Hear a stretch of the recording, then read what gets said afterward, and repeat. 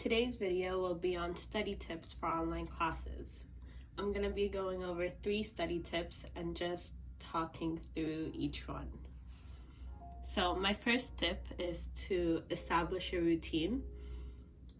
And why I think this is a really important tip is because universities and schools gave us a schedule and a sort of structure to our days, and we worked around that.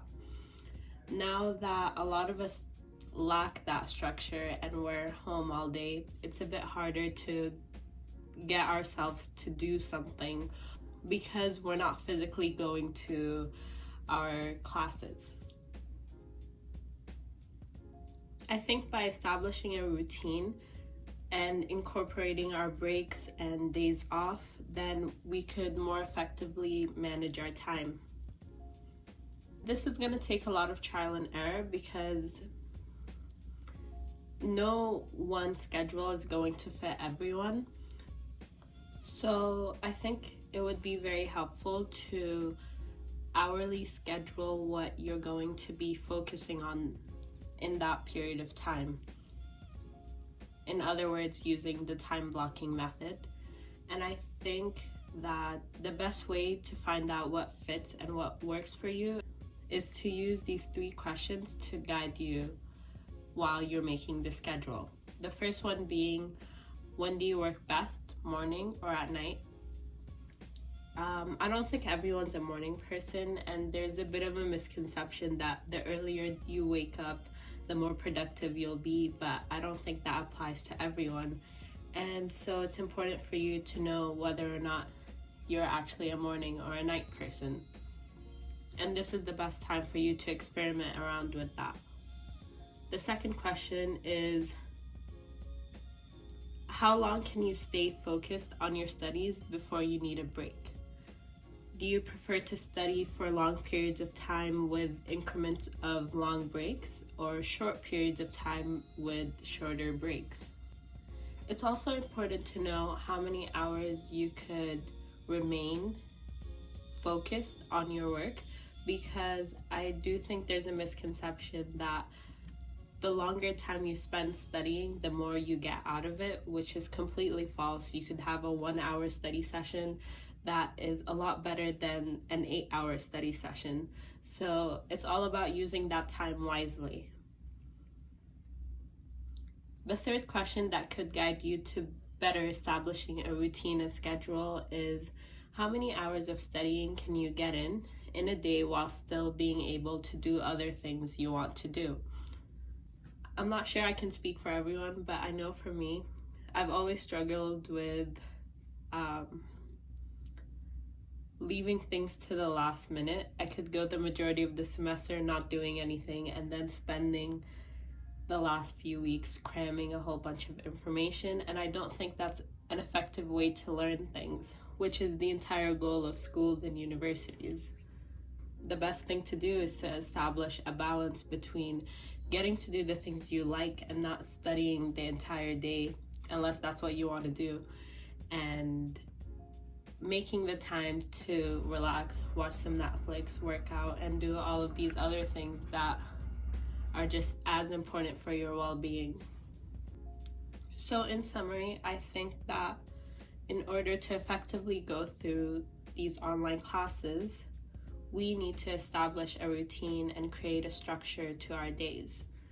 And this can be done by hourly scheduling what needs to be done, as well as incorporating your breaks within that schedule.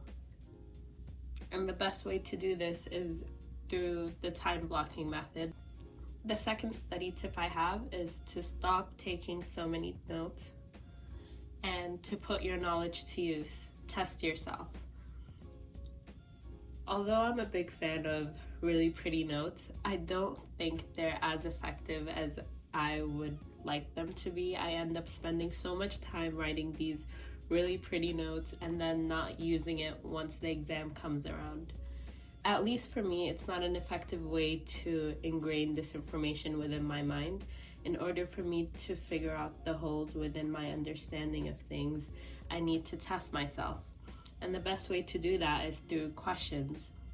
So how can you apply this to your studies? One, through using Anki. I've been using it for a couple months now, and it's completely changed the way I study. Anki is a program by which you create flashcards. The program basically implements spaced repetition, and it shows you the flashcards that you've gotten wrong more often than the ones that you have gotten right. Another way to do this is by just writing down questions whenever you're going through a PowerPoint or a lecture. Instead of spending time writing down notes and rephrasing whatever is already presented in front of you, I think it might be more beneficial to write down questions that you could go over really quickly at the end of the day or right before the quiz or exam. I don't think taking notes is completely useless, but I think it's a much more effective study method to utilize questions in your revision rather than just passively reading or highlighting a textbook and writing down basically the same information inside another notebook.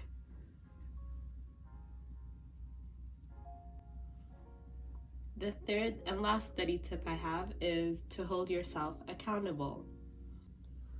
What I mean by this is, I think it applies to everyone when I say that we work best when there's a deadline. And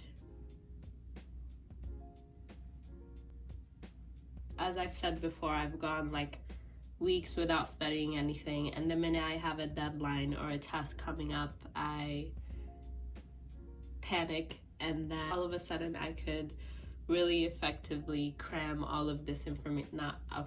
Sometimes it's not that effective, but I could cram this information within my brain.